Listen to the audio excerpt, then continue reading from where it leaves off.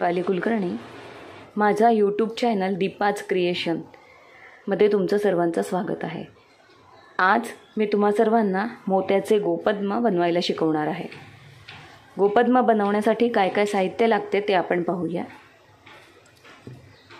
कात्री, तंगूस, सुई आणि 5 नंबरचे मोती मी येथे घेतलेले आहे, पांढऱ्या, लाल आणि सोनेरी रंगात।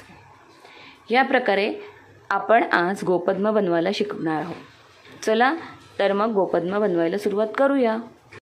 आपण सुईमध्ये दोरा ओवून घ्यायचा आहे आणि दोऱ्याला शेवटी गाठ मारून घ्यायची। मी 6 सोनेरी मणी घेतले आहेत।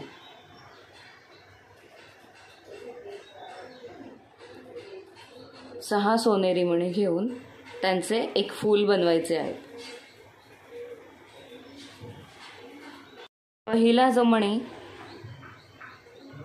पहिल्या मण्यामधून सुई पुन्हा काढून घेतली आहे। अशा प्रकारे 6 सोनेरी मण्यांचे हे फूल तयार झाले।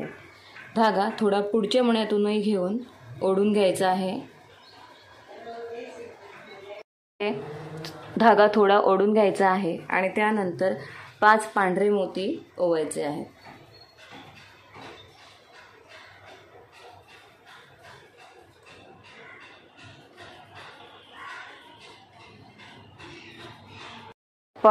पाच पांढरे मोती आणि त्यानंतर एक लाल मोती ओवायचा आहे। पुन्हा 5 पांढरे मोती ओवून घ्यायचे आहे। अशा प्रकारे 5 पांढरे मोती, एक लाल मोती आणि पुन्हा 5 पांढरे मोती आणि यानंतर 6 सोनेरी रंगाचे मोती ओवायचे आहेत।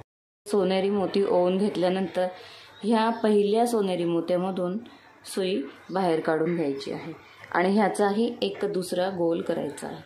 धागा थोडा खेचून घ्यायचा आहे आणि त्यासाठी पुढच्या 1-2 मण्यांमधूनही आपण सुई काढून घ्यायची आहे। ह्या अशा प्रकारे आता सुई खेचत आपल्याला हे अशा प्रकारे जॉईन करायचं आहे। तो आपल्याला सुई खेचत ह्या दुसऱ्या मोत्यापर्यंत आणायची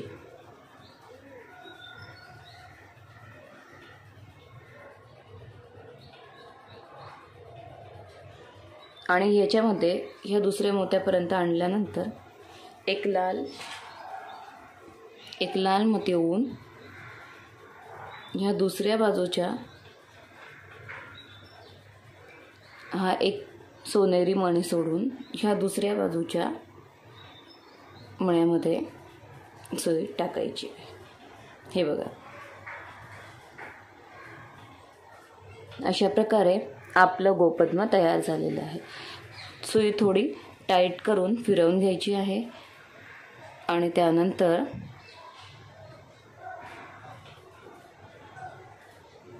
गाठ मारून घ्यायची आहे। आपले गोपद्म बनवून तयार आहेत। तुम्हाला जर हे गोपद्म आवडले असतील तर माझ्या चॅनलला लाईक, शेअर आणि सबस्क्राईब करायला विसरू नका। थँक्यू।